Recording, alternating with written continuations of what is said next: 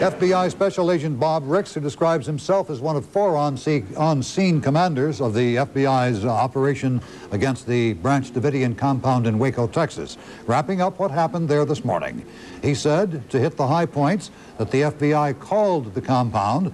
The FBI was, in effect, hung up on, and it took about 5 minutes after that for a combat engineering vehicle, a tank-like, heavily armored vehicle with a long crane-like boom rammed through one section of the building, and through a pipe or hose attached to it, inserted tear gas into the building. That process, the FBI says, was repeated, as best he could tell, 11 or 12 times so far, all around the building throughout this morning. And he said the process would probably continue throughout the rest of the day. And then further beyond that, until the inhabitants, those inside, finally were unable to stand the pressure, the discomfort, and that they would emerge. He said the force being used was non-lethal, but very uncomfortable. Donna? And Special Agent Ricks did say that they intended to make the environment just as uncomfortable as possible for those in the compound, saying that you are responsible for your actions, in a statement they wanted to get to them, saying that this matter is over, come out. CNN's Mike Capps is joining us once again. Mike, are you able to tell us if the folks inside the compound would be able to get that message or be able to see this news conference? As far as I know, we've been told from the beginning that they do have radios in there, battery-powered radios, so it's a good bet, Donna, that they heard this news conference and heard what was said. One of the things that struck me was the fact that there was gunfire. I believe Rick said up to 200 rounds fired back at FBI agents. And if you'll remember, Robert Vito told us earlier today that there was a plan to knock down the building systematically.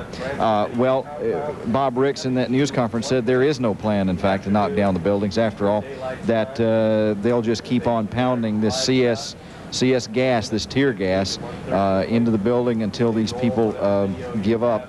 And he believes that, and probably very rightly so, that these are people who are very, very in love with David Koresh and what he stands for, and they won't come out easily.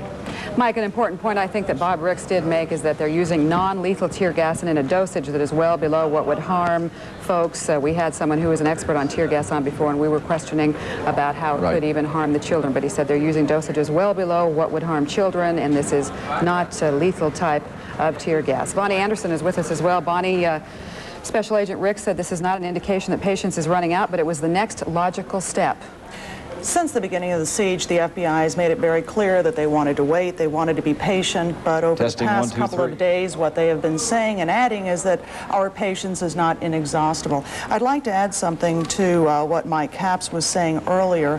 For the first 2 weeks of the siege, the compound had access to a satellite dish, television, and radio. At that point, the FBI cut off all electricity to the compound and disabled the satellite dish. Since then, David Koresh and his followers have had access to the outside world only by a battery-powered operator's radio, as Mike Capps said, and the FBI has been providing the compound with batteries. FBI officials such as Bob Ricks have indicated time and time again that they felt it was a positive influence to have Koresh listen to what was happening on the outside. But they do have high-tech jamming equipment and can jam at will anything they do not want the compound to hear.